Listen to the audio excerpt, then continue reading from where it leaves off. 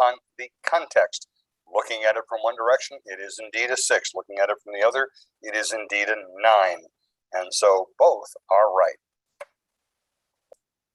Yeah, that is definitely one way to look at it for sure. And on either side, either one of them would be adamant that I'm right, right? Like this is what I see, this is what I'm experiencing, so I'm right. So as we talk about perspective and seeking the perspectives of others, seeking perspective, it's harder because our perspectives, again, are ingrained into our identity. It leaves us with a tendency to even avoid the process of seeking someone else's perspective because it's formally ingrained into our identity.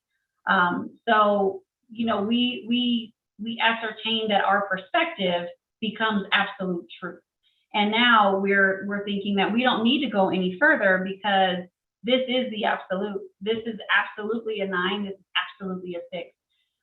So what do you all think is the reason that seeking or getting other perspectives, why is it so hard?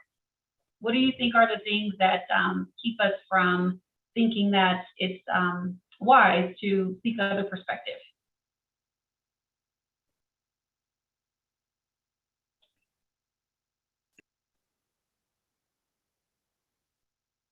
Director Bouquet. I'll start it off. I think sometimes it's difficult to look at other perspectives, specifically if people have gone down a path that they perceive that they've succeeded down, or they've, you know, had a lot of life accomplishments in which they're like, well, hey, you know, my viewpoint, my beliefs, my path, my perspective has gotten me to X. It must be the right perspective. You know, this journey that I traveled, this is the right answer. I've discovered it, and my journey alone it is the way to go. And that's why I'm going to diligently fight back against maybe other perspectives, or I'm going to diligently defend this perspective because it's brought me so much success. Nice. Very true. Director DeShiel. Yeah, I agree with Director Bouquet. And I also think, you know, speaking from my own educational experience, is that you're sort of trained that there's one answer, right? Period. Right? Like, there's one answer. You work to get it right. You do it this way, and you get the right answer. And so when that's sort of the frame in which I know much of my education was framed, is there's one answer. There's a certain type of leadership. It's, you know, executive type leadership versus consensus leadership. And you are submissive, or the person at the executive level is always right? And that is, you know, from the time I began school, right? Like, that's a lot to unlearn and relearn, especially when what we're relearning is not always clear. So I think that's another tough one on perspective. It's sort of the way in which we learn to solve problems and listen and interact with each other historically in America is really focused on that. There's one answer and there's one right answer. It's changing, but certainly I don't think I'm the only one who had that experience. Yeah, it seems to be that human default, right? That this is it, and that's all we need. So nice. Director Tisdale. Thank you very much. You know, relative to the concept that in school we're taught there's one right answer, I suppose it really depends upon the school, among other things. But in the first instance, in response to that, I would say that's definitely not what we learned in law school. In law school, we did learn that there were many different ways that one could frame something and come up with different answers. So I guess I take some exception with that. There's another factor that also comes into this. If you are lucky enough to become age advantaged, you will find that you have a much greater appreciation of different perspectives. On the whole, it is not absolutely true of everyone. There's no one right answer here. But I think on balance, most people who are age advantaged and have had the privilege of living through lots of different circumstances have through that time realized that there are different perspectives and looking at the 6 or the 9. It would help if we all see that. The frustrating part, of course, is when someone says it's 75 degrees outside, and somebody says, well, from my perspective, it's 32 degrees outside. Well, there's an absolute measure that we can use that says, no, it's really 75 degrees. So it can be frustrating where we try to say, well, let's respect perspective, however disconnected from reality it may be. That's a challenge. But to the extent that we see lots of different perspectives, I think as we, either through the law or through age, have come to learn that, yes, there are different perspectives and we should give credence and respect above all else to each of those. Thank you. Thank you, Director Tisdale. And that absolute measure, I like the way you put that. I'm going to reference that here shortly as well, and I'll reference it that way. I like the way you put that. Director Davidson. Yeah, I think, one of the challenges in getting alternate perspectives is it takes time. It takes time and it takes commitment. I'd point out that engineering and product teams have people whose entire job it is to go out and get to know different perspectives, to define requirements, to empathize with different customer segments. And oftentimes one of the best ways to do that is just to employ and establish teams who are from that particular customer base or user base. So it's a commitment. I mean, I think if you see that some fields employ people strictly to go out and get perspectives, as a recognition of how much time it takes to do that. Yes, absolutely. And you're right. And it also takes that sense of humility, right? To you're almost you're positioning yourself to unlearn what you've become accustomed to, which does take time, and that does definitely take a commitment. Director Tashio. Yeah, I want to point out that education, right? It's come up in Director Tisdale's comments and my comments and Director Davidson's comments, is an immense privilege that is allowed for perspective, right? We mentioned law school. Well, to go to law school, you have to get a bachelor's degree. And to get a bachelor's degree, you had to apply to school and pay for tuition for 3 to 4 years, 5 years. Then you had to take the LSAT. Then you had to apply to law school. Then you had to get into a law school. Then you had to pay tuition for another 3 years. And in today's world, you're looking at about $350,000 on the low end for a bachelor's plus law school, including applications, LSATs, SATs, etc. All in costs, not including the opportunity cost of not working for those, call it 7 years. And so, that perspective we get at higher ed, master's, bachelor's, law, etc. level, is an immense privilege that allows us to have that perspective, but it is an immense privilege. And I know that the cost has not always been the same, but in today's world, it's pretty close to what it is. $350,000. That's a lot of money. That's a lot of money. A lot of cheese. Director Lewis. Hi, thank you. One of the things that comes up for me, as a barrier is homogeny. That oftentimes we associate ourselves and we surround ourselves with like or the same as us, the same education status, the same social capital, political capital, et cetera, et cetera. And so we sometimes don't have the ability to communicate with those who are different, or the ability to communicate difference. And sometimes we aren't even aware of that inability because we have been used to or surrounded by those who look like us, talk like us, were educated and socialized in similar ways than us. Yes, absolutely. And that therein lies that commitment piece, right? As you seek additional perspective and the proximity. Director Caitlin, you had your hand up. Did you want to chime in, or did you already hear kind of what you were going to say? Or maybe that was raised in error. All right, well, if Director Caitlin, if you can hear me, if you want to jump back in, by all means. I apologize. I had to take a call, so I put my hand down. Oh. But that's over now. I was just going to mention that oftentimes your perspective might have to do with processes and not necessarily the end conclusion or the end result. And Dr. Davidson referenced engineering processes, but I'd kind of like to give an example of, my husband and I are both engineers. We were both really good in math. Both of our children were really good in math, but coming to a problem solution from me was very different than from my husband.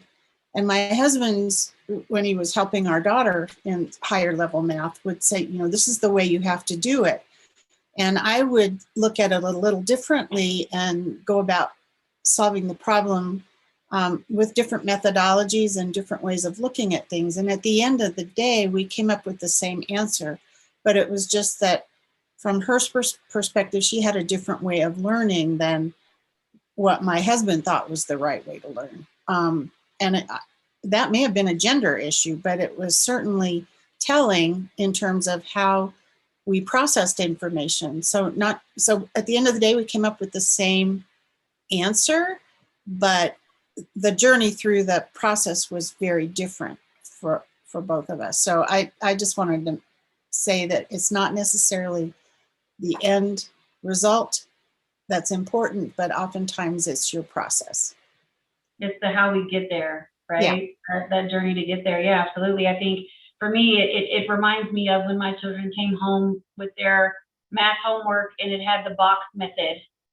And I was in this carry the one method all my life. And like the adjustment that took to not only support this concept that I was not excited about, but to, encourage them and even at the same time, show them the way that I had learned it as well. But yeah, so that process, we get to the same answer, but the process was much different. There was, a lot more deliberative on one side versus, more, in my opinion, practical on the other side. But yeah, so processes can definitely, or that plays into it. Perspective does, it is a part of that as well. So, and it's interesting, I think, so there's a quote that I remember seeing as I've been studying this, and it speaks into just where we're at with our perspective. And I think the quote is something, it says, the people with the strongest opinions typically spend the less time thinking about those opinions.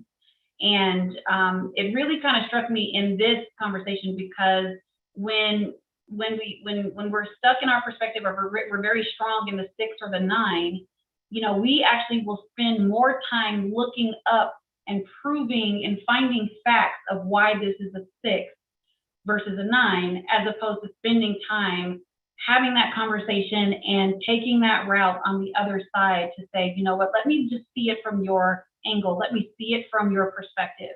But sometimes naturally we are protecting what's ingrained in our identity, and we will spend the time to prove someone else wrong just for the sake of us feeling like we're affirming, or we're affirming our objective truth.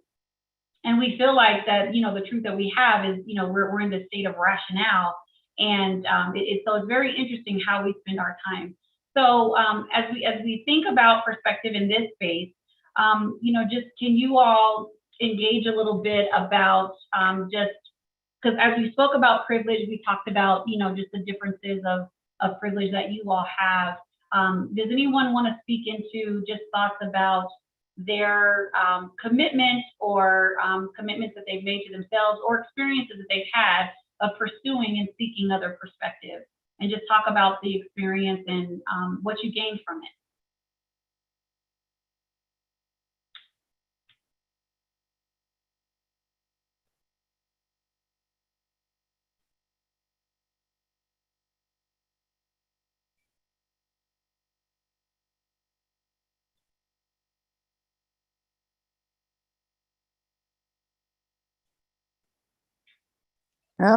Let's see if I can do this from my phone. This is Director Williams. I think the answer to that question is right here. That's what we're doing here. We're having an experience with different perspectives. And what we gain from it remains to be seen. speaking about the Jedi sessions, like this is an opportunity for that to, as a platform for that to happen. Is that what you're saying? Uh-huh. Yeah, Gotcha. exactly. Nice.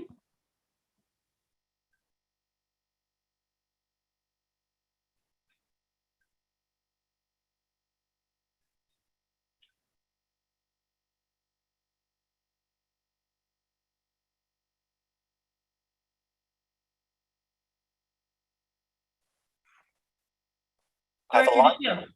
I have a lot of examples for when I could have or should have sought other perspectives throughout the course of my life. But I think one for me is, in terms of seeking, really dedicating the time and the energy to go seek a different or differing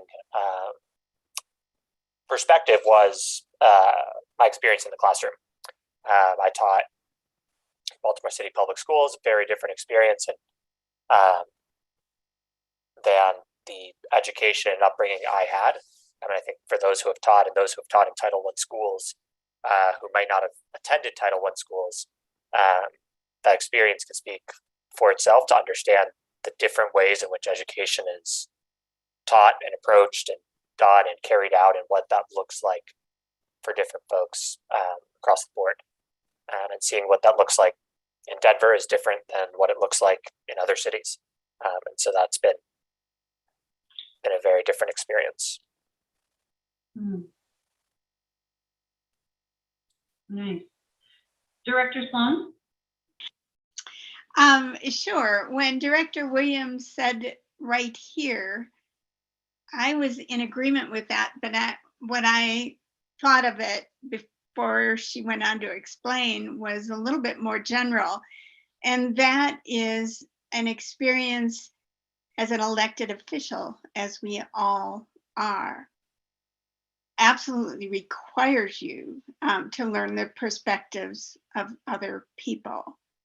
I mean, it's one thing to be a member of the public and see something as totally obviously needs to be done and fire off an email, sometimes nasty, when there's so much more that goes into it, that the director has to understand the effect on all the customers in the context of all the regulation involved and financial statements. So I think that's what we're all experiencing right now as members of the RTD board. Thank you, Director Sloan. Director Davidson? I'll give a pretty simple, non-transit, pretty benign example, but Director Tisdale, you might appreciate this. I spend a lot of time in the theater community because of the work that my wife does, which is a fantastic place to get a lot of perspectives. But I think I'm one of the rare audience members out there who really like talkbacks, especially if it's a traveling show that goes to different churches, different groups, different schools, different areas. I really like going to a lot of those talkbacks. And you asked a good question, which is, what do you gain from that? The word I would use is appreciation. I almost always appreciate art, especially in theater, more when I hear alternative perspectives and takeaways. So pretty benign example, but one I certainly appreciate. So thanks for letting me share that. Absolutely. I love talkbacks too. Right on. Director Cook? Hi there, thanks. So the thing that would, the immediate next question would be, say you're dug in like that. You've got one perspective, you feel like you need to defend it because there's a lot at stake and the person you're working with has a different perspective. Then how do you break through that? And I hope Marjorie will forgive me for putting her on the spot, but she has experience in just such a situation, and the parties managed to bridge that impasse. It was about the Northwest Parkway, or the Jefferson Parkway as it's called now. And Marjorie Golden represented a constituency that was adamantly opposed and had strong reasons against it. And Arvada was on the opposite side. Each saw their own perspective. So Marjorie, what did you do? I've always wanted to know, how did you manage to widen that space so you could see the other perspective, or so that we could see your perspective. Right. First of all, I came in fresh so that I was not dug in.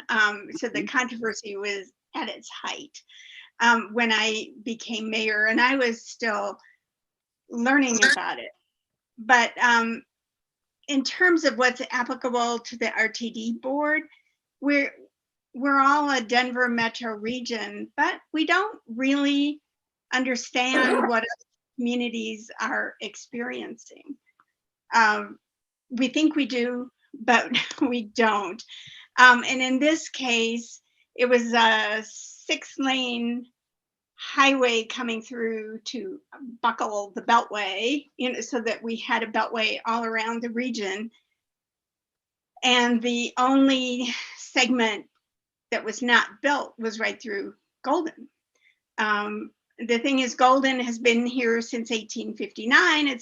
It's in a narrow valley, and where the rest of the highway was placed, the highway was constructed and development followed.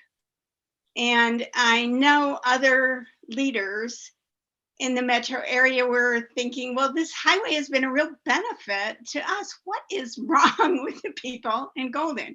So it required going out to their locations and inviting them to look down from Lookout Mountain Road on Golden and see how narrow the area was.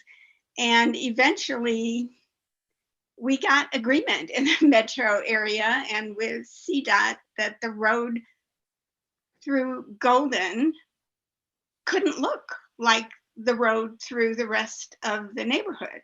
So Golden realized it was important to move regional traffic along, and the rest of the area learned to tweak designs so that it wouldn't totally cut off communities of Golden and go through a narrow valley. So it meant going to the mountaintop essentially and looking down on Golden. And maybe that's a good analogy, Shelley, for what we have to do. We have to go to the mountaintop and look down to see what everybody else is experiencing.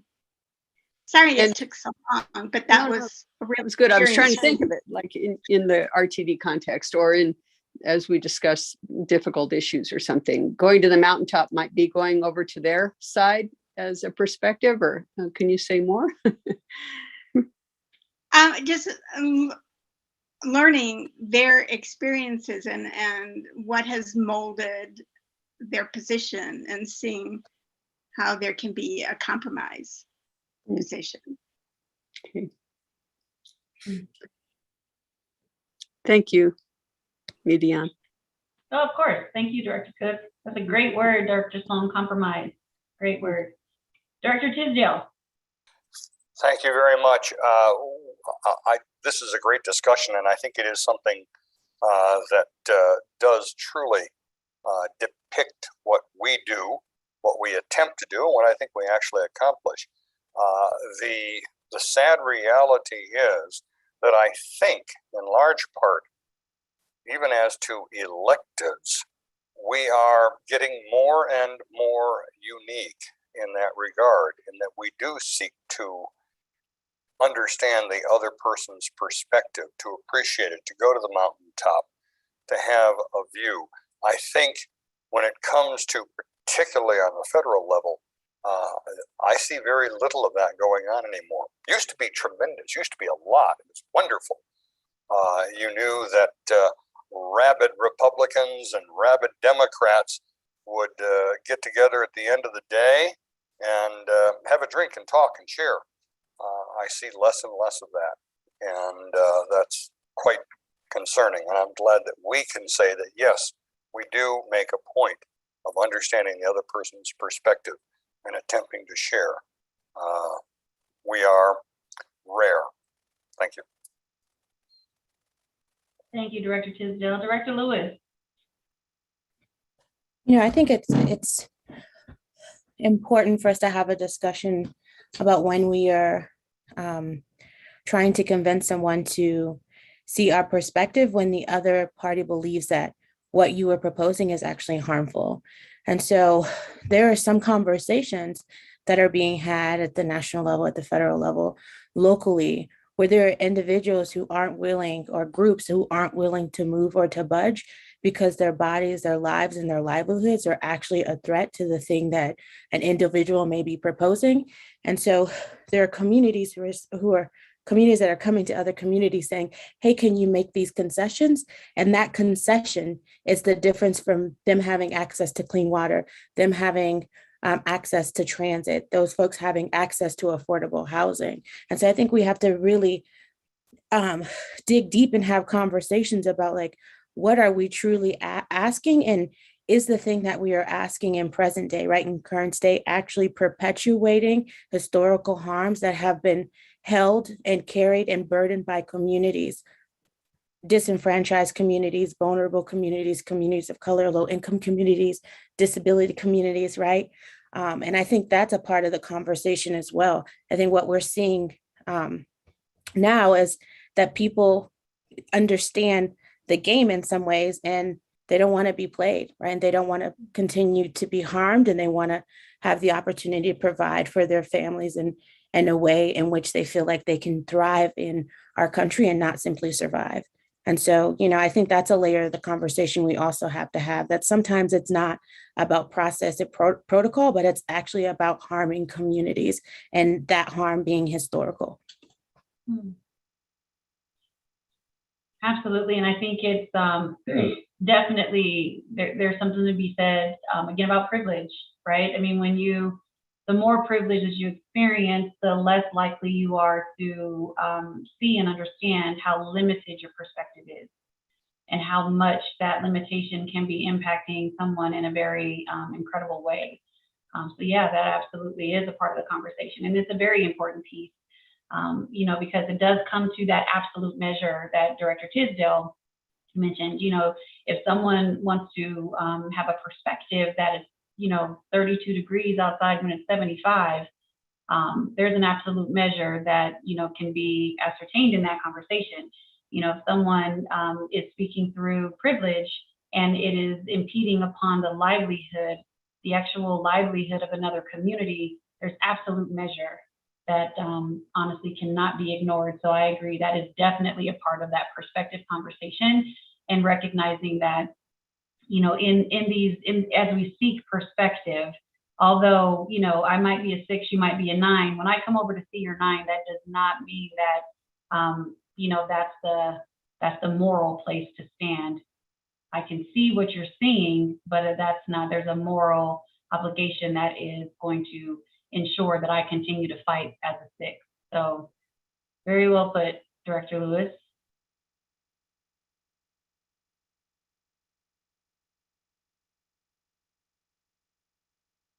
Any other thoughts there?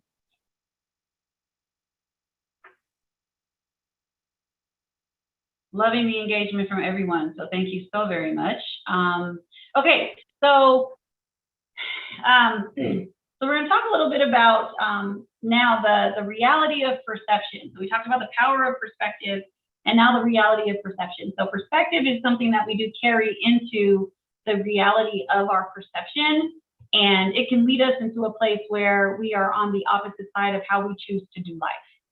So when we talk about seeking perspective and how do we really gain that, and how do I take this journey to seek it out, it's done through empathy.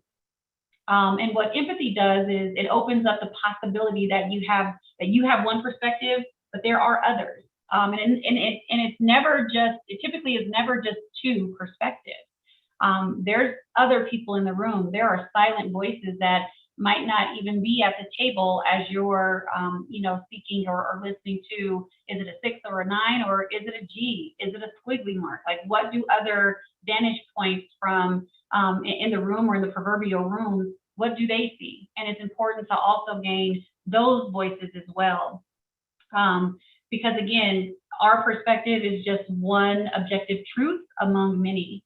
So you can still come to the conclusion that you are right, or that absolute measure exists.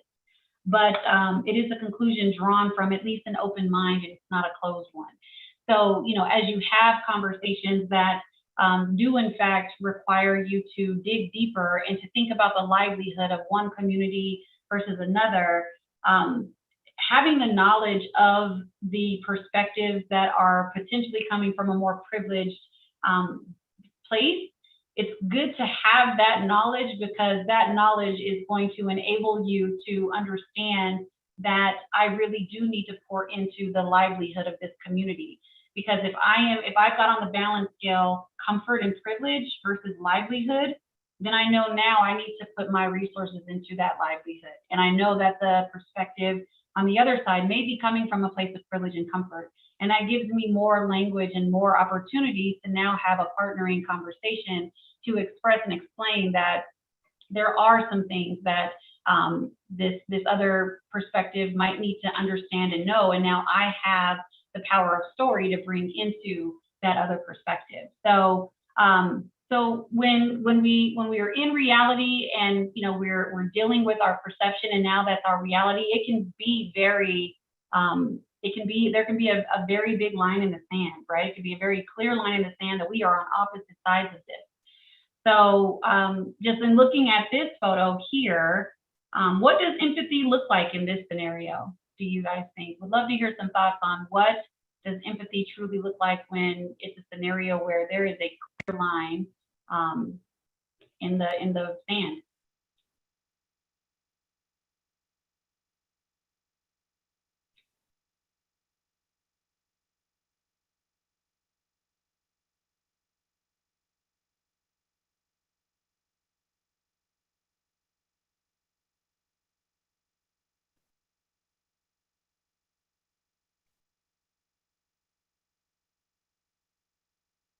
When you're coming from a place of burning passion and the other person is as well, what does empathy look like? Director DeShields. I think and there's some practice that this is borrowed from, but there's something about asking the question why, whether I think it's 3 times or 5 times, to really dig deep into the root of why, right? People are not passionate showing up for something because they have nothing else to do on a Tuesday evening, right?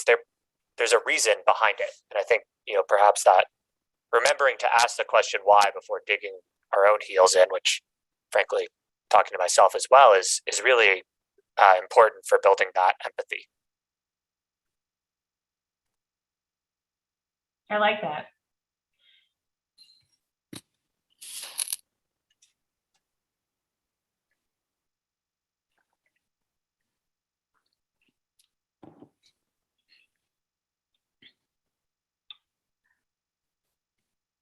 Other thoughts on what empathy looks like when there is extreme passion on both sides? How do you humanize that other side?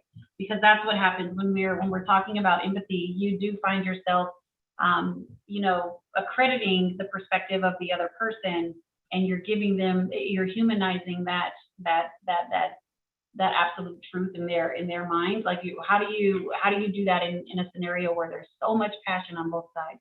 Director Sloan. For starters, I think it's helpful to not assume malice. And this connects with Director DeShields' comment about asking why, because you need to find the basis for however wrong-headed you think something is. There might be an experience that explains it, and that could take away the animosity between the two parties, so that there's a potential anyway for working together. Absolutely. Director Tisdale. Thank you. I guess I'd be curious to know whether all of the directors view this as a two-way street, because I don't know that that's the case. I think that it is possible extremely difficult, but possible, that when there are two diametrically opposed, strongly held opinions by people, that perhaps one be able to demonstrate empathy and cut through the discussion by, among other things, as Director Deschel mentions, asking why and get there.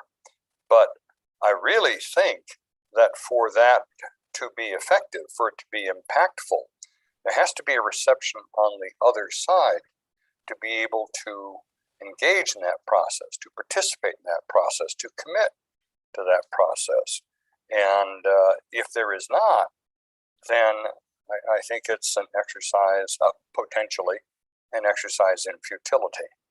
So I view it as a two-way street in order to be effective and impactful. If it is just one side, I don't think we've really accomplished anything.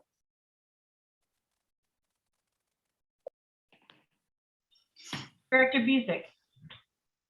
Yeah, I agree with Director Tisdale. I mean, I think there are times when you have to know when to walk away. And you can only bang your head against the wall for so long. And the other side's not listening, and there's nothing you can do or say to get there. You know, some people will not change. Some people are not going to let you in any sense. And, you know, sometimes I think you need to walk away. And with that said, I have a prior commitment that I have to head off to. Apologize for that. But I see my first vice chair, my second vice chair, and our secretary are here. So if there's anything at the end of the session that needs to be wrapped up, I'm sure one of them can do it lovely. Thanks. Thank you. Director Deschel. Yeah, I think what Director Tisdale brings up is important, and I think it's also recognizing the privilege and where both groups or people start. Where, and Director Lewis touched on this as well, where yeah, it's a two-way street, absolutely, and on many issues, it's a two-way street. Can you all hear me? Yeah. Yes. Okay. On many issues, it can be a two-way street, but you might not be going the same speed, and one person might have 3 lanes and the other might have 1. And so recognizing, especially for me, being in a place of privilege, that I may need to go a bit further from an equity standpoint. If we're talking about compromise, right? It might be I give 90, someone else gives 10. I think there's an idea that compromise is a 50-50. And I'm not saying that's what you were saying, Director Tisdale, but I think it's important to name that, especially in the context of privilege and perspective, those who have the privilege, I think the onus is more on those who have the privilege to gain the perspective, to create a more equitable society, to make more equitable decisions. Thank you so much. Director Davidson. Yeah, thank you. And thanks for the comments, Director Tisdale. This is a little bit of a deviation from that course, although I think that there is some relation in terms of if you are going to disengage. But I think in situations where people are very dug in, one thing I think that certainly helps is coming from a place of assuming good intentions. And, you know, generally speaking, if we all generally think we have good intentions. So coming to a point where you assume that the other side has the best of intentions forces the type of curiosity that Director Deschel was referring to with asking, you know, the whys, the 5 whys. And Director Tisdale, to your point about being the two-way street, that works better when both sides come to the table assuming that the other wants the best and assumes good intentions.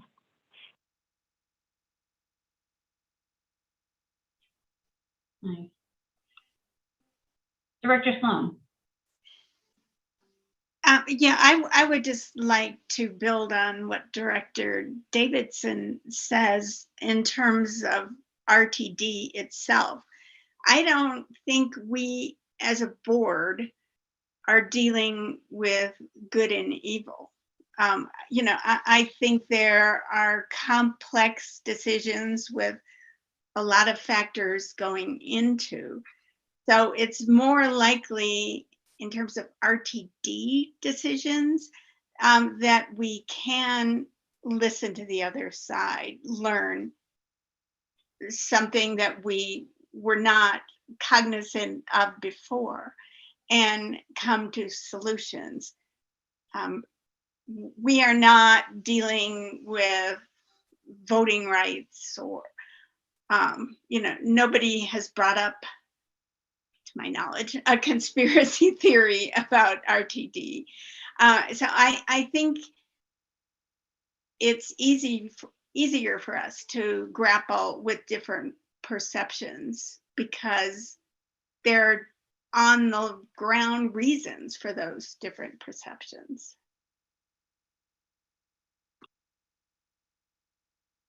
Thank you, Director Sloan. I wish that Director Busick stuck around because I want to dig in a little bit deeper to his comment. I just wonder if you all can engage in thought about what's at risk, or is there any risk if you walk away? Because he had mentioned that sometimes you just have to, decide to walk away.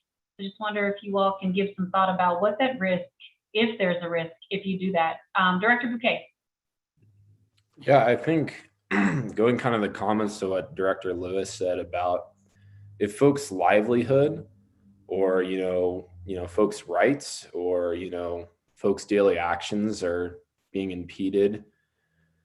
And, one side is really wanting to go forward with X, and X would greatly impact the lives of individuals and make it, a more harmful situation for them. I don't think you can walk away, in my opinion. I think that you need to advocate for those individuals, be it, yourself as one of those individuals, or, be it someone in your community or someone in our RTD community. So I think that's in reality, one of the hardest discussions is, when someone wants to go forward with something, just, simply based on their beliefs. And again, kind of what I started off with the idea of, the privilege, and my path is the correct path. It's gotten me where I've, been, and that's why I'm going to stick with these beliefs. But if, your beliefs are impacting community members who are vulnerable, community members who are relying on a transit system, folks who are transit dependent, then in my opinion, you can't walk away. And I feel like you have to fight the good fight, and you have to put in the energy there. And there are, in my opinion, some red lines that you don't let other folks cross, and you need to advocate for folks that might not have a voice. So apologies if that was a little bit scrambled. But I think that, when it comes to disagreements or a family debate at the dinner table, that's one thing. But when it comes to real world actions, it's another thing. And you need to defend, what you believe in, and especially if others' beliefs might impact the rights and the livelihoods of individuals. Thank you, Director Bouquet. Director Lewis. Director Bouquet, that sparks for me this idea or this conversation around privilege, and how in some ways that those of us who have the privilege to walk away leave the resolutions in the hands of others. And the ability to walk away is in some ways privilege, because we aren't actually living or feeling or experiencing the thing that are bringing folks to these conversations that are emotionally charged, right? Like that are emotionally charged, that they can't disassociate themselves from or detach themselves from, because it's the difference between folks having access to go to dental appointments or healthcare appointments, or having access to medications, or being able to get to work, or to their probation or parole officer. And there are many folks in which we all collide with and interact with and have dialogue and discussions with who don't have the privilege to be able to walk away, because it means that pieces of their livelihoods would then fall. And so as difficult as that conversation is about walking away, I think it's important for us to recognize the innate privilege in being able to walk away. And I'm not talking about like, if you're in a conversation with someone and you feel that you are in harm's way, that's different. But being able to say, well, I'm not going to work with this person because they have different beliefs and ideologies than I do. And they believe that we should be centering the perspective of these individuals and we should not be centering the perspectives of these individuals. And so I'm not going to work with them. I'm just going to wash my hands of them and ignore them and let them do their thing in the corner, versus coming back to your point, Director Sloan, assuming positive intent and having a willingness to say, okay, well, tell me the stories so that I have the opportunity to think about where could I be wrong and where could you be right. But when you walk away from that, you end any possibility of ever coming to consensus or ever having true dialogue about what the root causes are that are bringing individuals to the table. Yeah, thank you, Director Lewis. Director Tisdale. Thank you very much. Far be it from me to try to speak for the chair. So I preface my comment with that, and I don't mean to imply that somehow I know what he was thinking, but I believe, because I think he and I probably share some of the same privileges and can perhaps identify on some of these points. I think at least let me say what I heard from Director Busick was more to the point of, if you have tried everything, if you have engaged in dialogue, if you have asked why, if you have explained your reasons, if someone says to you, build the damned Northwest Rail tomorrow, before you do anything else, build the damned Northwest Rail tomorrow. And you have said, I don't have the money to build the Northwest Rail. And they say, build it tomorrow. And you say, I would like to work with the Front Range Passenger Rail Authority to see if maybe they can help. Build that damn thing tomorrow. At the end of the day, you are beating your head against a wall. If you have tried everything, then rather than exhaust yourself and potentially cause the opportunity, at least, if not the immediate prospect of violence, you're probably better off walking away. I think that is what was meant. So I think it anticipates that there has been good faith, wholehearted, solid engagement. But there are some people who will not listen to any argument that you make. It could be Thomas Aquinas giving you Summa Theologica. Doesn't matter. It's not going to have any impact. And I think that at the end of the day, perhaps walking away is your best your best plan, at least at that moment. Perhaps you can come back to revisit. But I think that's what he was saying. I don't think it was that, oh, well, you just don't even try to talk to these people. No, I think what I understood was, if you have exhausted every means of attempting to dialogue, discourse, communicate, collaborate, cooperate, and nothing happens, then perhaps at that point, your best option is to walk away. I think that's what he was saying. At least that's what I heard. Thank you. Thank you, Director Tisdale.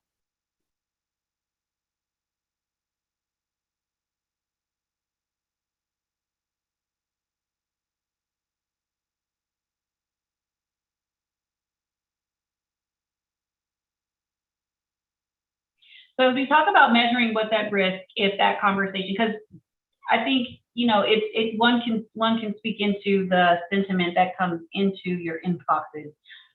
You know, it typically is something that is coming with passion. It's coming with behind a sentiment of inconvenience. So there is, you know, this push, or it very well is coming from a place of my livelihood is impacted. So there's a lot of passion that's coming in from the voices that you all support.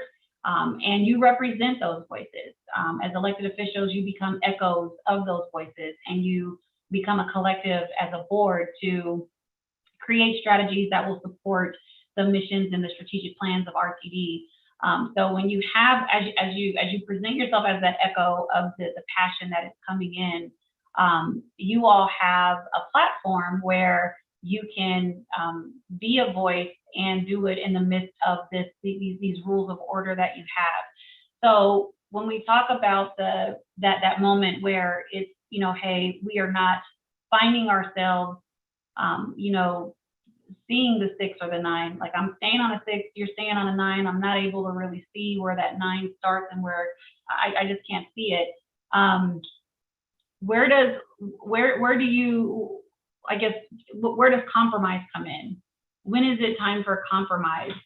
Because as you're giving empathy to the other perspective, it's really hard. If you're truly giving empathy, it becomes almost impossible to dismiss it because you've humanized it.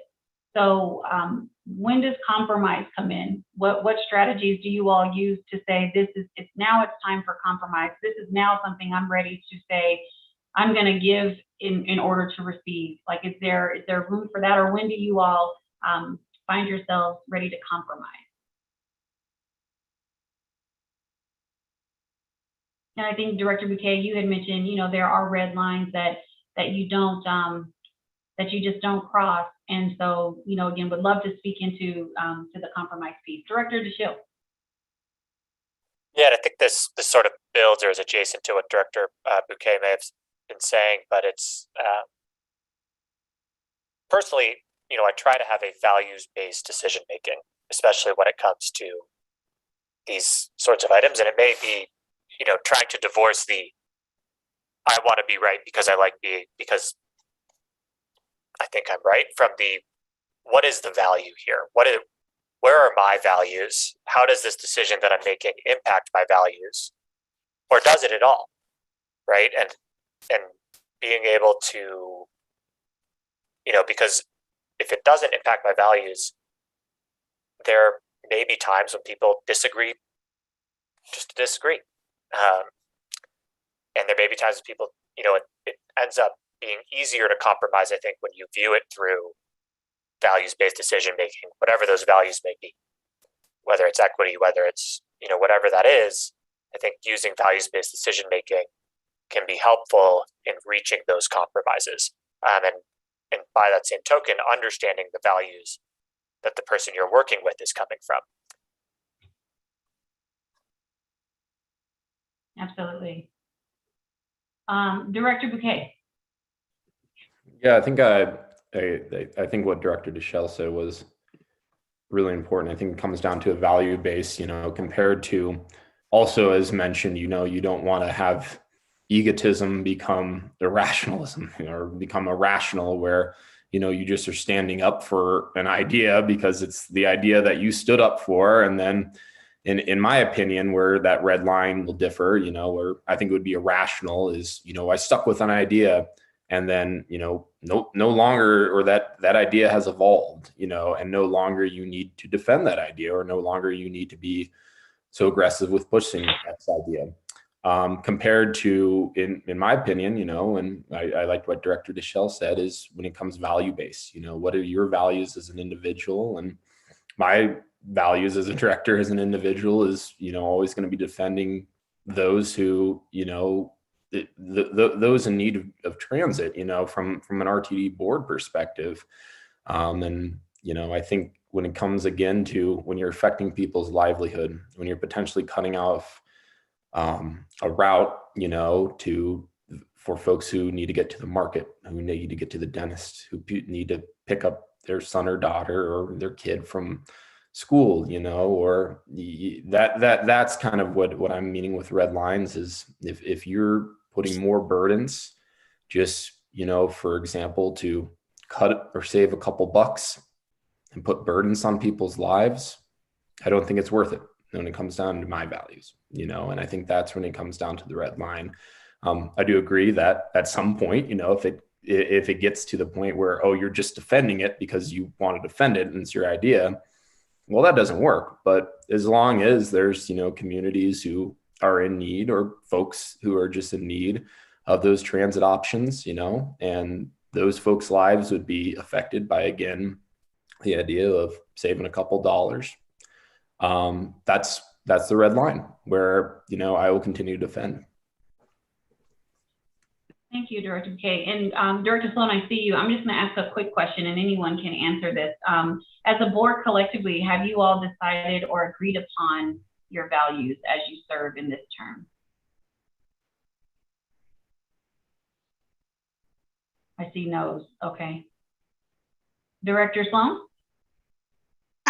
First, I'd like to say that we have agreed on values, and Director Bouquet was very, he was well said in what he said about one of the values.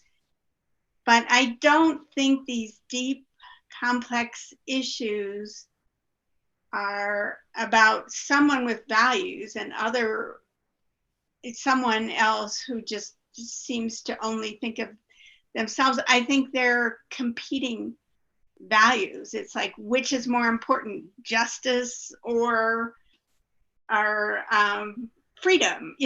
They're both really good values, and both can be used to get on a pulpit and say, this is it, this is where the line is. And people do that because, again, it's competition between values that you have to prioritize. And for RTD, that may mean allocation of resources toward both of the values that are important to our metro region and to transit. So, again, it's not a good or versus evil situation. It's how are we going to prioritize this and how are we going to allocate funding? Thank you, Director Sloan. Director Davidson. Yeah, thanks. I wanted to throw out there for the group to the question about values. Our strategic plan did include value statements at the front end that we agreed upon, which included passion, respect, diversity, trustworthiness, collaboration, and ownership. And operating from those values, we then set our strategic priorities of community value, customer excellence, employee ownership, and financial success. And then obviously we had, expansion on each of those in statements. So I just want to throw that out there. And certainly the intersection and the interface between values and between strategic priorities is where this gets difficult, to your point, Director Sloan, in terms of how you allocate and how you choose. So anyway, just wanted to throw that out there. Thank you. Director DeShio. Yeah, and I think competing values and having competing values is frankly one of the hardest parts of this job. I know for me, it's a constant balance. Environmentalism and sustainability, incredibly important to me. Equity, incredibly important to me. And at times in this job, those are in conflict with one another because we have limited resources. And I think, Director Davis, not forgotten, but the values piece I think is complex, right? Because we have those 6 values that we set in the strategic plan. And then I think we have another 5 or 6 values that it's on a blue slide. I think it came out of the Reimagine Committee, I believe, if I'm not mistaken. That's another set of 5 or 6 values. And then do we as a board have a set of, there's sort of 2 different sets of values. And I guess as a board, I don't know that we've sat down and come together and said, it's A or it's B or it's a combo of the 2 or it's actually none of those things. And I think we all have different values, which is part of what makes it a good board function. But I think there is agreement on, we at least as a board formally agreed on 2 sets of values. But the question is where and how do we apply those values? Thank you, Director DeShio. Director Geisinger. Thanks very much. What Director DeShio is, the point he made is one that I've been thinking about, which is that sustainability really has to be one of our main values because it's also an equity value. Climate change is barreling down on us, and the people who will suffer most are the people who are, in the lower income and those sorts of things. And I think it does deserve more conversation as a board as to, how we do our part in the regional effort on sustainability. Thanks. Thank you. Director Lewis. Thank you. I think what comes up for me when we talk about values, I think just to Director Deshell's point, and he kind of touched on this, is I think about values in terms of like, sure, we all have these values that we hold to be true, and at some point those do come in conflict, and we have to determine like which of those values is most important, and are there opportunities for us to think about values in terms of a matrix, right? In terms of how we make decisions. And so we have a criteria to say, well, if at any point these are in conflict, this is the value, this is what we value most. And we will evaluate our projects, our policies, and our decisions from that lens.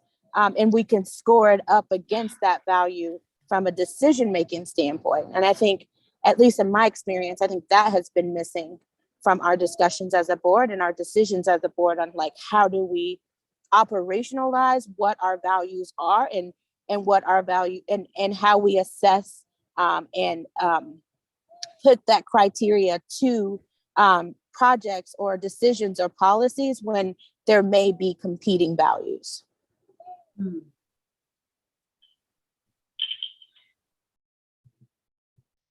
Thank you so much, Director Lewis. Director Cook. Yeah, thank you. This is really interesting, actually. And I agree with what Director Deshell and Sloan and Geisinger and Eric Davidson said about having a chance to hash that out or discuss that among ourselves and address things like what if they're in conflict? Because I've heard two different rubrics raised. One is the matrix, where if they're in conflict, you decide which one takes precedence. And another way of maybe framing it and considering action stemming from it would be, as Marjorie said, where perhaps you give a nod to both. And it might be that in some situations, one of those rubrics is better, but maybe we should think about that, think about how we're thinking about it as we head into that conversation. So thank you. Thank you, Director Cook. And I do think that having that values understanding does definitely, it's a big step. It's a big part of the perspective seeking process. And it definitely helps to outline the two-way street. Because in order for there to be, some opportunities to meet each other, you got to be on the same road. You got to hope that you're on the same road. So I think having values agreed upon or understanding of what that's going to be is a huge part of it. So sounds like some really good tangible action coming down the pipeline. Any other thoughts?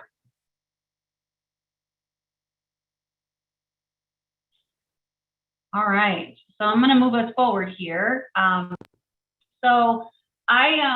This was last week, so unless there's been like substantial change in routes and stuff sent over the last 7 days, this came from the RTD trip planner. What I did was I looked to see in the spaces that I used were far northeast and then south. Those were the two zip codes that I used, and it was by reason of just the demographics of the communities, and then also just coming north and south. That's something that there's distinction there. So someone that is in zip code 80239, if on a Thursday morning they want to go down to their state capital and engage with the state legislature or experience the state capital, this would be the route options that come up on the RTD trip planner. And as you can see in zip code 80239, the quickest trip that I can take and get myself there is 1 hour and 22 minutes. If there are other routes explored, it can go up to 1 hour and 24 minutes. And then when I look at coming from the south, and let me say this as well, in zip code 80239, the distance from an address that sits in that urbanization is about 14 and a half miles from the state capitol. And then for zip code 80138, which is further south, there are multiple options here. The quickest trip that I can take would get me down to my state capitol in 52 minutes. So just right under an hour.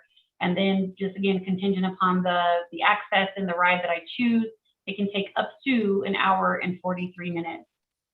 So I leverage this information and this data as we continue to talk about perception. So I know that I can't remember who it was last night, but there was a sense of affirmation about just RTD being kind of the first in a trailblazer in equity, and you all really continuing to make that a focus and a goal. So I pulled this information to tie into perception because I would love to have you all engage in conversation about what perceptions do you think can be formed, with this data. If I'm a constituent or a resident of 80239 and a resident of 80138, just kind of what perceptions can be received with this data. So we'd love to kind of just engage in conversation about that. Are these similar distances, Median? Oh, I'm sorry. The distance in the zip code of 80138, the distance to the Capitol is about 23.5 miles. So it's further, if you're coming from the south with the 52-minute option, it's further than coming from far northeast, where it's about 14 and a half, 14.1 if you look it up in MapQuest.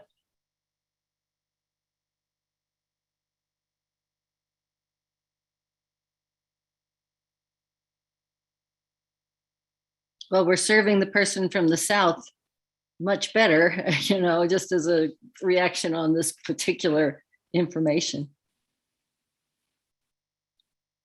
Thank you, Director Geisinger. Director DeShield. Yeah, I think I came away with the same piece, and I think the other thing that's prevalent there is each of the routes from 80239 required, I believe, at least one transfer. And the routes coming from the south were all further, shorter, further distance, less time, no transfers, except for one of the options. And so again, I think to Director Geisinger's point, it's okay, well, that population is being better served, and I will, from my own perspective, stereotypically, the far northeast is viewed as a lower income area, and South Denver, those southern suburbs, are viewed as historically wealthier areas as well. Thank you, Director DeShield. Director Bouquet. Well, the southern route is my district starting point with the Route P, which goes down to suburban Parker, which, as Director DeShield pointed out, and thank you for all those who did point out that it is a pretty efficient trip. You just hop onto the Route B and you get down there with less than an hour compared to other routes from the Northeast sector. So thank you for those who pointed that out, for all those that are listening, and for those who ride in Parker. But I think it is important when it comes down to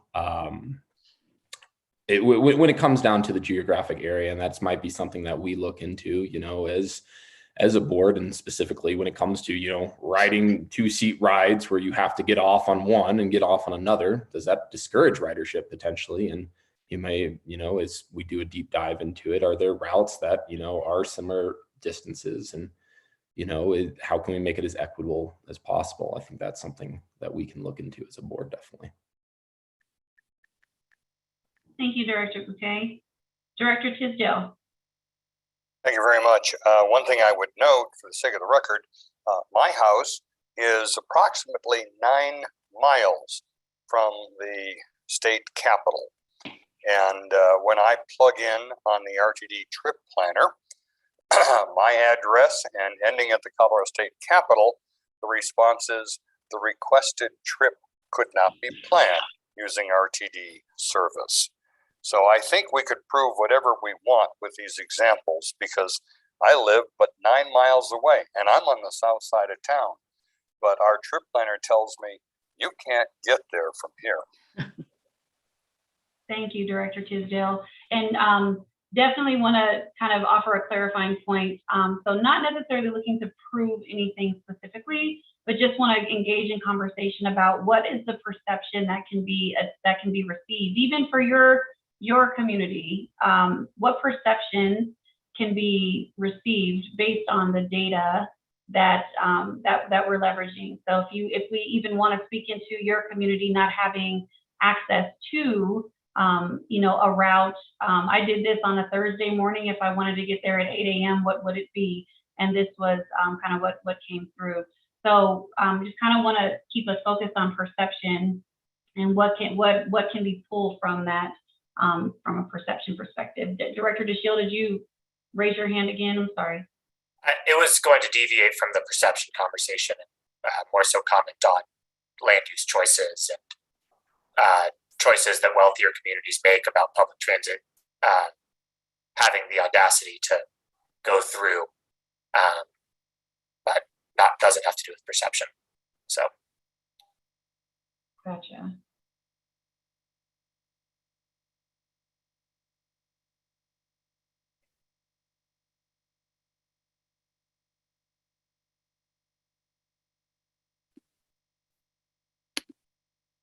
Director Geisinger. I'd just be interested, Director DeShiel, it sounded like you were getting into some interesting thoughts there in terms of land use and all of that. If there was more for you to say, I'd be interested to hear it. Agreed. Yeah, I'm happy to share. I think, well, first, there's no secret that transit and density are really important, and the success of transit depends on density. But there's also, I've received comments from constituents in my wealthier census tracts that they actually don't want a bus. They don't like that a bus comes through. They don't like that a public bus comes through their neighborhood. They don't like the idea of there being a sidewalk on their streets. And so, some of our most affluent areas, particularly in South Denver, they don't, again, there are people in those communities who are very vocal about they don't want housing density. They don't want public transit to be there. They don't want the people who take public transit to be there.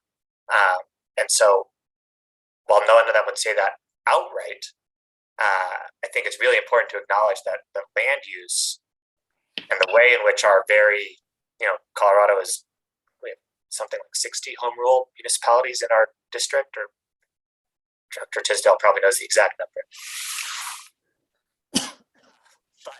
There's a lot of them, and they all chose to be a home rule district for a reason, for their own land use purposes. And we try to plan regionally, but it's really, I think, important to keep that in mind is some of these communities made really intentional decisions. I have some in my district where I reached out and they said, we don't want public transit. Just flat out, they don't want it. And that's important to keep in mind is as we talk about the perspective and how long it takes and who's served and who isn't, those land use choices that are made, it doesn't make sense to run around it. Are there enough people to even serve around if you have, 1 acre plots of land or half acre plots of land in an area? Thank you, Director DeShiel.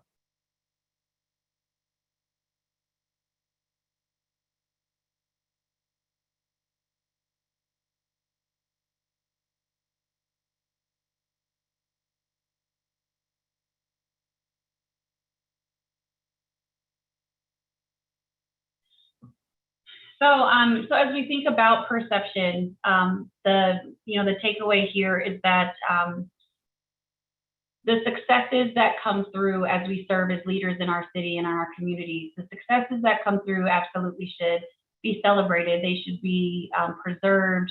We should continue to seek the successes that we are offering and affording to the people that we represent. And at the same time, acknowledging and understanding that perceptions may not always be in agreement with your success. And I think a great example, just organically last night, as we were speaking into, or someone was speaking into, celebrating that RTD was the first and is leading and these places of equity, I just kind of, as I reflected on that last night, I just asked myself, I think the story was that there were 19 people that did some kind of demonstration or protest that stirred RTD into that reaction and stirred RTD into action to do something that was dubbed a success. And I just wondered to myself, would those 19 people celebrate or tell that story the same way? Would their perception of RTD be, hey, this is an equitable agency that sees me, that hears me, and that understands me? Or would that narrative be, the only way that I can get results from RTD as an agency is if I organize a protest? So just thinking about even when you're thinking about your successes as an entity and as a board, there's always room to acknowledge that there might be a perception out there that we still need to continue to push into and to lean into and to help to understand and discover that we are here to hear your voices, and that it's not going to take demonstration and protest in order for us to seek and afford you equity. So, so just want to definitely lay that piece there as well, that as we think about the successes that come through, you know, we also want to just make sure that we understand and acknowledge that there might be other narratives out there, and those are the narratives that are not going to be in our echo chamber. Those are ones that we want to make sure that we are constantly and forever seeking, and that's what this work is about, right? It's about the work, you know, it's definitely great to high five and to celebrate, but you know, we still got a game to play, and you know, we still have a lot of work to do. So it definitely is opportunity. So we're going to take a quick 10-minute break there. So I'm going to put up on the screen my fun little 10 minutes remaining slide, and then we will come back here. So as soon as you see it, I'll give you a 5-minute countdown, a 1-minute countdown, and then we will be back at it. So 10-minute break and enjoy.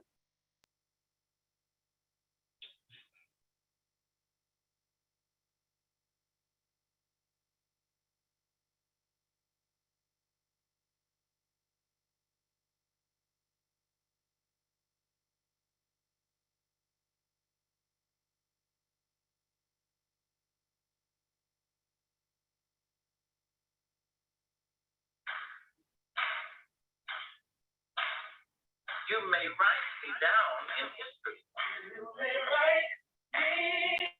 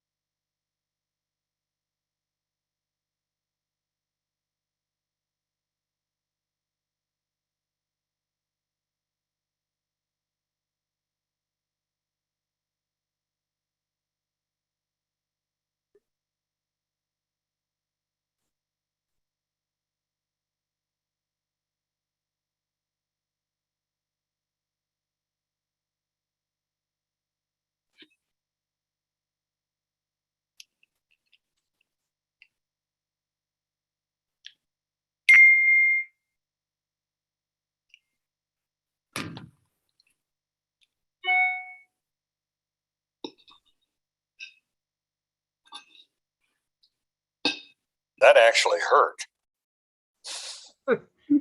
Mute your phone, Lynn. Just saying.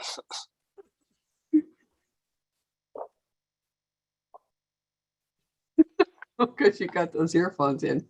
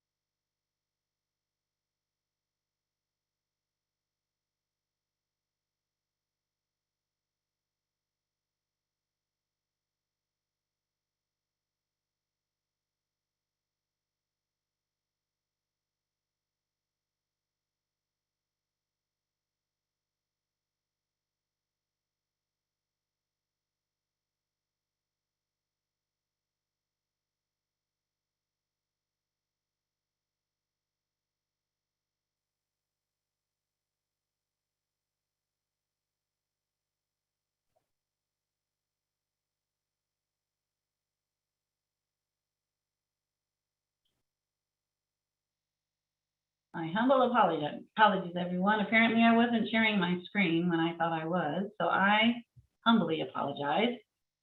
So hopefully everybody was tracking, and hopefully they can hear my voice, and we are back on. So sorry about that.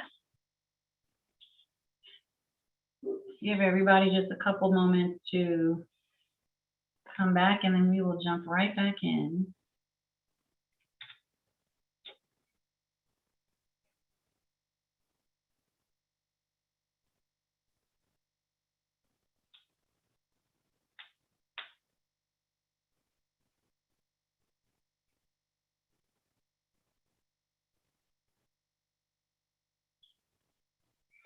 Okay, so we're going to jump back in here, and the next piece that I want to bring into this space and into in conversation is a false sense of power. And so the reason that I brought this content in is it ties into ties us back into the privilege conversation. And you know, power, it seemingly is what oftentimes is pursued as it pertains to privilege. So there's this perception that privilege ultimately will lead me into a place of power, and I will have more access. I'll be able to have more influence, and there's power that comes through that. So you know, when we have those conversations about privilege, you know, there definitely is a segue and a tie-in to power. So when we talk about power, what I would love to do is challenge us a little bit to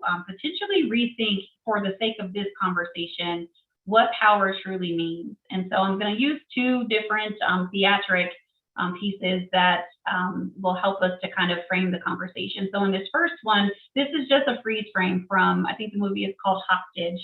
And in the photograph, you see there is a person that has a gun, and he is holding a young lady. If you can see it, he's holding a young lady hostage, and he has the gun pointed at what in the movie this man portrays as her father. So in this photograph, I just want everyone to kind of take a moment to just think about who you would deem has the power in this photograph. So take a moment to observe it, think about it, and then we'll kind of share out as folks want to, as far as who you would think has the power in the photo. So again, you've got someone that is holding a gun. He has a young lady hostage, and the man that is right there in front of us is portrayed as her father in the movie. I'll give you a moment to think about that.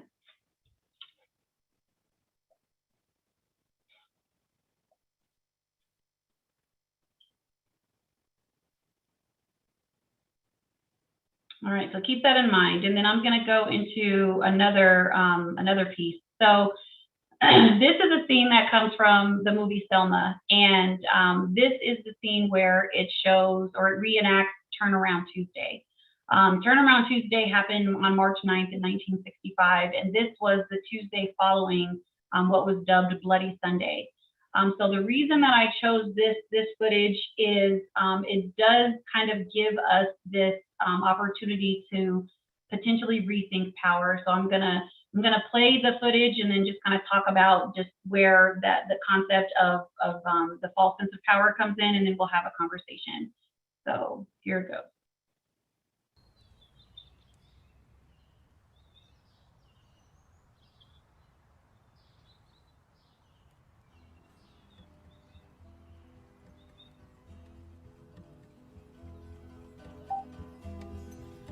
Now you masters of war,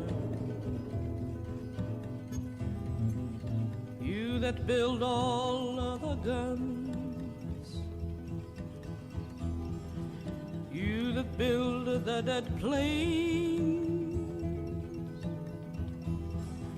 you that build the big bombs,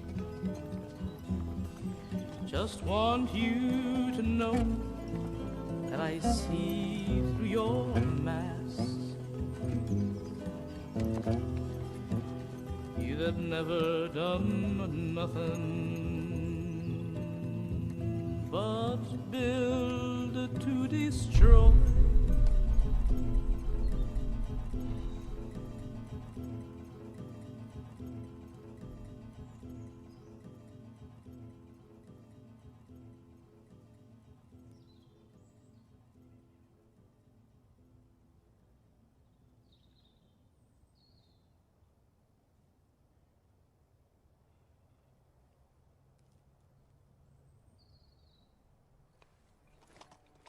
Troopers, withdraw!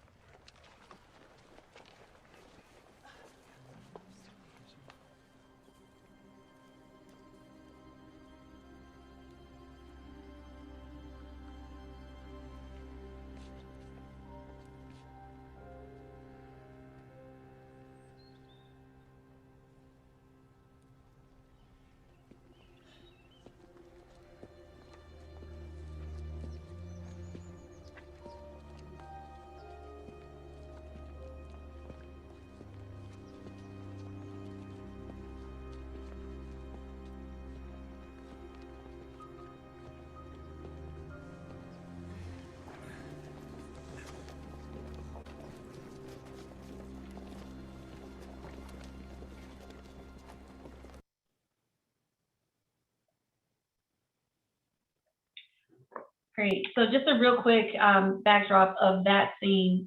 So the people that came out to do for that march on Turnaround Tuesday on the 9th, there were hundreds that came in response to Bloody Sunday. So the protesters came to protest not only the violence that happened on Bloody Sunday, but also to continue the protest that they were marching for. So prior to that, the activists that were there, they knew with certainty that they were going to march. There was no question that they were going to show up to actually march, but they did go to a judge, a local judge, to ask for a restraining order to where he would require, that judge would require the police to not interfere. That restraining order never came through, and those protesters and the activists still went to march. The police still showed up on that bridge. History tells us that the police did not know that there was a pending restraining order or a pending order that would have required them not to interfere. It was pending, it had not been executed. The leaders of the protest, they were aware that the order had not been executed, so it was pending. So they went into this space on both sides, not without any kind of sense of instruction of, hey, don't march, or hey, let them march. So those two groups still came together, and we saw the reaction that we did. We saw that the troops had withdrew based on command, and then the group that was there to protest took a knee, and then they went ahead and they turned around. So that's kind of the frame of that. And I would be remiss if I did not say that, sadly enough, there was a young man that actually died after reactionary things happened. So I always want to make sure that I acknowledge James Reed. May he rest in peace. He was killed. He was beaten and by other outside members of the KKK, and he did die on March 11th, 1965. So that's just homage to him and his life and his contribution. So with that being said, going back to that first image where we saw the hostage, the dad, and the hostage taker or the assailant, just wondering what you all think as far as who has the power, who would you deem has the power in that photo?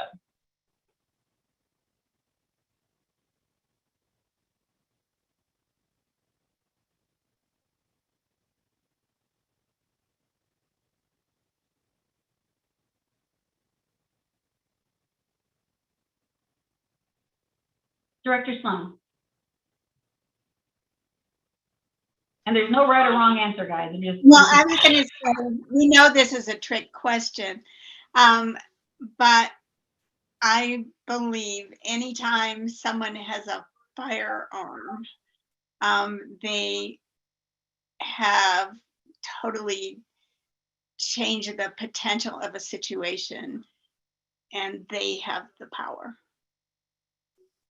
Thank you for your honesty. It's not necessarily a trick question. It's an opportunity to kind of see or rethink, but I appreciate you speaking into that.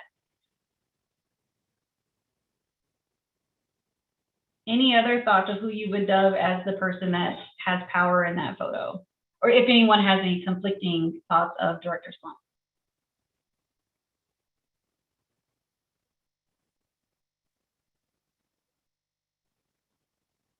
Director Davidson. I struggle. I think it's easy to think that the person with the gun has the power, but really to me, power is the ability to act or influence the situation. So in that way, everybody has power there. But, certainly the objective of the person with the firearm is to project that they have the most influence. And I guess we could debate who has the most influence, but everybody in the picture has power because everybody has the ability to influence the situation. I mean, whether it's ending their life or someone's life, I mean, that's everybody has the ability to influence the situation. So perhaps not a very good answer, but each of them have their own take. Yep, and that's no need to apologize. I'm going to ask you, do you think that any one person in that photo has more power than the other? No. Got it. Don't. So yeah, absolutely. So it is an opportunity to rethink, and I'll just be quick with it. So I just want to challenge you all to take time to think about the hostage in the situation. So that young lady, because of the love that her father has for her, he keeps himself in that room. And because of whatever the assailant is trying to leverage, he's using her as a tool to get what he needs or to get what he wants. And for her, she has a series of choices to make. She can either, try to defend herself and escape and attain her freedom, or she very well could be killed. So she has a series of choices to make. But there is opportunity to see in a picture where we assume that the person that is the victim or that seems to come across as the weakest does not have power, when in reality, in that scenario, she does have power because it's the love that her father has for her. And it's power that she is not trying to emulate. She is just trying to, she's afraid, she's scared, but there's a power that is keeping her father in that situation. And if that assailant kills her, he loses all leverage. So there's always opportunity to rethink, what we see as power, especially as we tie it into privilege, because we do have a false sense of power when we say that, I need my privilege, to sustain in order for me to have power. And in the scene here with, that was a reenactment of the Selma March, the part that I like the most is that when we are leading and when we are doing something for our community, it's never been about power. And it shouldn't have ever been about power. In this scene here, you see both sides are yielding in some shape or form. And the power that is in that dynamic comes in the form of peace. Because the protesters that are there, once the officers withdrew, they showed sentiment. They started clapping. There was something to be said about the peace that represented. And Dr. King, he took some slack on that. He took some slack on taking a knee and then turning around. There were a lot of people in the movement that were very close to him that really pushed back, and they felt like, hey, you gave up the power that we had, and it never was about power. It was about creating a space of peace. And although the march didn't take place, I think in that moment, there is this opportunity to see that something changed. Something is now different. So there's opportunity for you all to always be seeking the voices that may come across as being the weakest, yet they are the ones that really can drive decisions, influence, and strategy, because it really is never about holding power for yourself. It's about the power of being able to serve. So I want to leave you with that thought. So as we wrap up here, we are set to go into session. And so there's parts of this that we did not get to that will carry into our next session. So I apologize that we weren't able to get to all of it, but I promise you that we will have intentional conversation about all of it. So there will not be anything missed. But the next session is scheduled right now for February 15th and 16th. I wanted to take an opportunity with the last couple of minutes that we have to see if we can get some feedback on that time frame. Does that work for everyone? Or is there any feedback that you all have about the next session being scheduled for February in the same format of it being 2 hours one night, 2 hours the second night? Do you want to combine that and do 4 hours, or do you like the separation of the 2 days to where we do 2 hours and 2 hours? So any thoughts anyone has? Don't have to make a decision tonight, but I just want to take some feedback. Director Cook. Yeah, thanks. 2 nights in a row and, a couple, 3 hour, whatever, 2 hours is a lot, I think. I don't know if it would be better to somehow spread it out or maybe compress it a little bit or something like that. That's just that's a thought. Gotcha. Okay. Thank you. Director Geisinger. Yeah, I was going to basically say the same thing. I wonder, and at the same time, 4 hours is a lot. I'm wondering if we could do, one session that's 3 hours or something. I think we had some really good conversation. I'd like to revisit the conversation where we talk about our values at some point. But I just think, if you look, a lot of people have dropped away, and I'd like to see us do it in a way that more people could do it. Is it every month we're scheduled to do these, or? We are scheduled to do it every, for the moment, yes, we're scheduled to do this every month through June. That would be my encouragement is, could we do it one night and maybe do it in 3 hours or something like that? Because I think that we'd maybe get more support. Thanks. Thank you. Director Tisdale.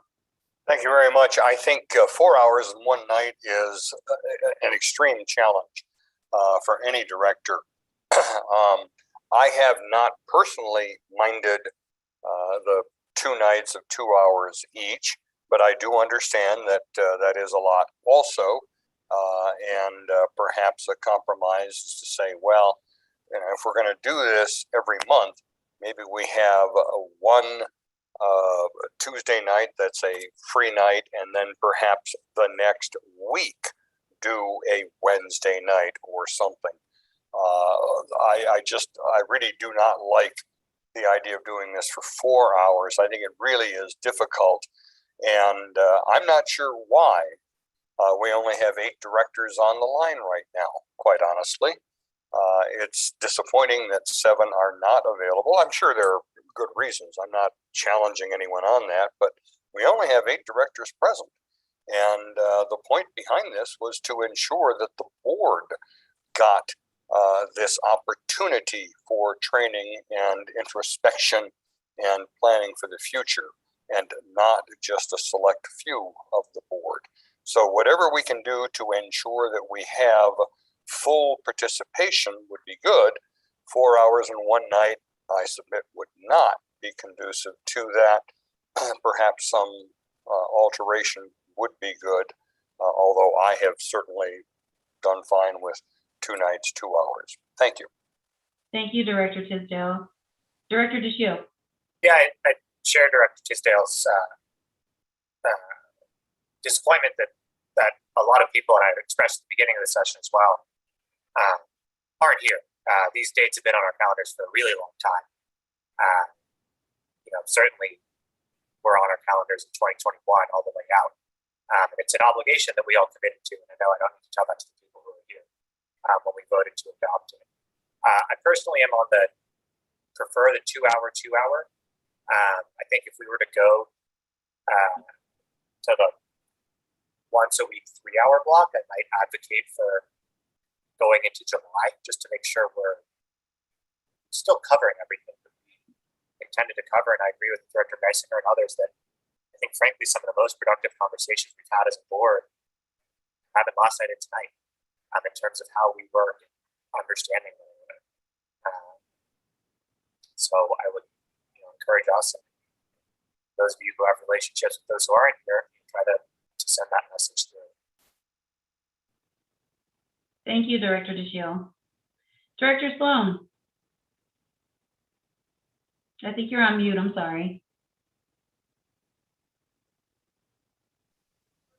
My space bar never works when I want it to. I just have a question for Julian and Bobby. What is it we are committed to? How many of these sessions and how far into the future are we going? So we are scheduled for 2 of these sessions a month through June, with no meetings in July. And that was the original commitment made by this board with the curriculum being brought forward by Median. We did do a survey of sorts with my team, calling folks to see whether or not they wanted to do 2 2 hours or 1 4 hour. And the 2 2 hour was decided on by consensus. If Median is able to cut back the curriculum to do a single night of 3 hour, we would have to check with the rest of the board to see if we have consensus with that. In fulfilling what the obligation of the curriculum that Median brought forward is. And I know that in the beginning of this meeting, Director Busick asked for a copy of that curriculum, and Median did say that she could get a high-level listing of what that curriculum looks like. So perhaps when she does that, she can take some of our comments this evening and see what, if anything, can be adjusted, making sure that we are all encompassing in the end goal that we originally committed to. Thank you, Barbara. Thank you, Barbara. Director DeShiel? Yeah, I think just to click, the original resolution was a certain number of meetings each quarter for 8 quarters. Right. And we, due to some directors, some people wanted to publicly vote for and support a resolution, but didn't want to put in the work to actually dig in. And so we ended up having to take a pretty deep hiatus and revamp the curriculum. A ton of time by a lot of people. And I think these sessions have gone well, and I think they've much improved. But I'm pretty firmly opposed to cutting back the curriculum because we don't want to give equity and learning about equity and spending this time with one another the same credence that we would any other issue, right? If it's in I believe it's in both the 6 principles that were adopted and the values that are stated in our strategic plan. And, if we're not willing, if we can't honor that commitment, then those directors who feel that way should come forward and they're welcome to bring a resolution about how they're experts in equity and justice and don't feel a need to go through a full curriculum and understanding and understand the importance of continuing to engage in the work. Thank you, Director DeShiel. Director Geisinger? Yeah, I know. I think that Director DeShiel is right that we passed a resolution for 8 meetings over a 2-year period. I'm not sure why we can't just extend it. We took a hiatus. I think we're losing people, and maybe this is all that we can say tonight until we explore it a little more. But if we can extend it and get back to 8 meetings, I personally think that hopefully we could. Like I said, I think this is a very good conversation, but I'd like to see it so that it's something that more people can do. I'm out of town and on vacation on the 16th of February, so I can say I won't be here then already. So but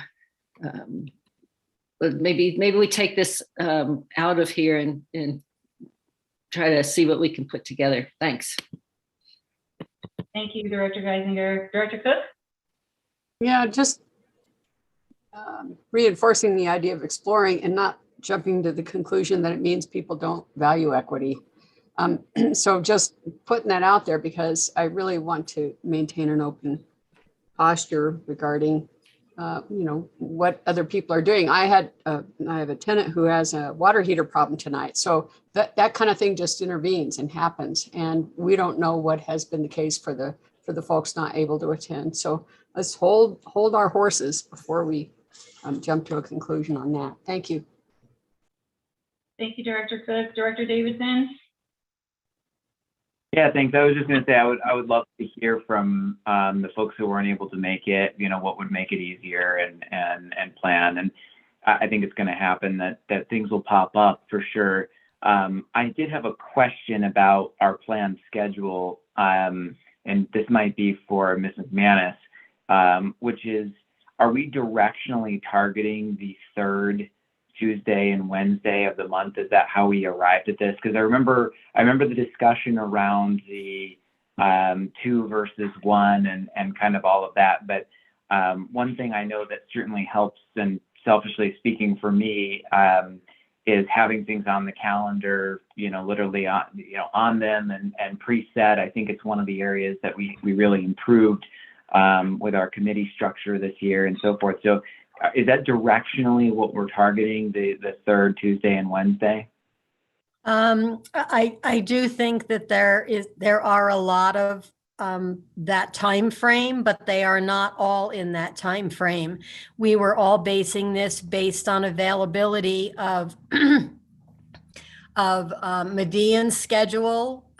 We looked at the 2-week calendar prior to publishing it, and took all of the dates and times that Median was available. And we thank her so much for her flexibility, since we were on hiatus for quite some time. And based on the consensus of the directors wanting to do 2 hours, and Median's schedule, along with the schedule of other things that were on the board calendar, that is how it was set up, but it's not consistent to those dates, although there probably are more than not in that weekly time frame. Okay, thank you. Thank you very much. Appreciate that. Yeah, and I just wanted to quickly apologize and share perspective on where my comments came from, because I know we talked about assuming the best intent in others. After the first session, there were a number of directors who wanted to no longer do any of these sessions. There were a number of directors who thought this was unnecessary. Many of those directors are not here tonight. And so while things come up, absolutely not everyone needs to validate every single time they're not available somewhere. My comments come from a place of my experience when people haven't showed up stems from their active statements that they don't think it's valuable. They don't think it's important to being a director. And so I want to provide that context for the comments that I made, because I do apologize for not assuming the best in others.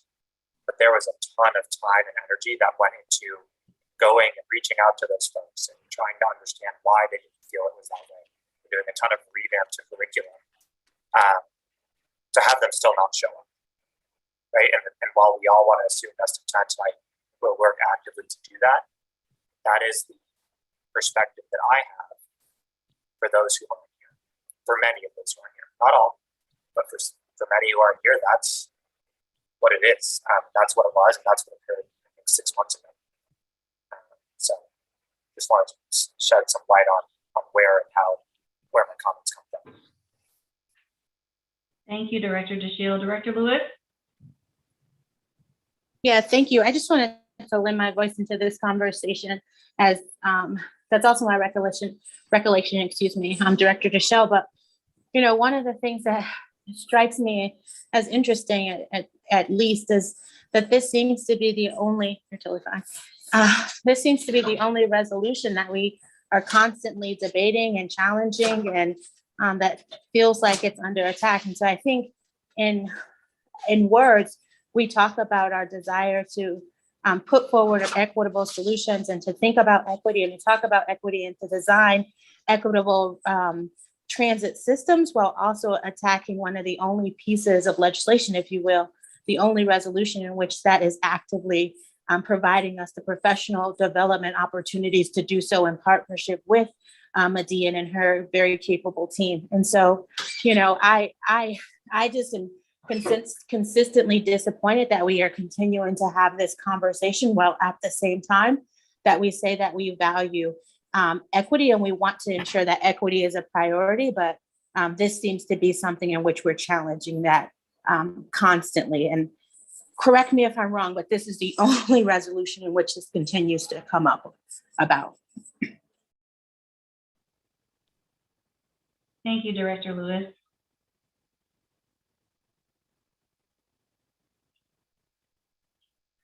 So I think that this is a great, Director Geisinger. Yeah, it deserves more conversation. It's a huge time commitment. It just is. And I'm not sure that people recognize that when we said 8 meetings, that it meant, 14 2-hour meetings, plus the 2 that were before and all of that. I hate for people to see this as, you know, a statement against valuing equity. But, you know, let's talk to the other people and see where we are. And may I suggest respectfully that having concluded that discussion this evening, we've now consumed 16% more of our 2 hours by going another 15 minutes. And I would suggest that those of us who were good and faithful and showed up and committed to the 2 hours have done so with a 16% premium. And that perhaps it might be appropriate for us to continue the dialogue at another time. Thanks, Director Tisdale. Director Bouquet? Just to clarify, though, and I appreciate Director Tisdale going back to Dean's original question was regarding the scheduling, and I would propose that we keep with the scheduling we're at until further notice, I would say, or maybe further discussion. But I'm free. I'm free to open suggestions as well. But without, Ms. McManus has put a lot of work into it. Director Deschelle, Director Lewis, I believe as well, has put a lot of work into scheduling this. Dean has put a lot of work into it. For the time being, I would say keep with what the schedule is at. Keep with this. I believe it's the 15th and 16th going into February, and going forward, maybe having the discussion in another meeting or offline. That's what I would suggest. Thank you, Director Bouquet. I think this is great information that will help to lead into the debrief session that Catherine and I do. So in spirit of saying that you guys are at premium, I am going to let you all get to your evenings. Thank you all so much from my team. We really do appreciate the partnership and the opportunity to continue having these important, amazing, wonderful, engaging conversations. And I really do, as a community member, thank you for your voices. This was a very engaging experience, and it was really great to see each of you speak up and speak into this space. So everybody have a good night, and thank you so much. Thank you. Thank you, and good night. Thanks, y'all.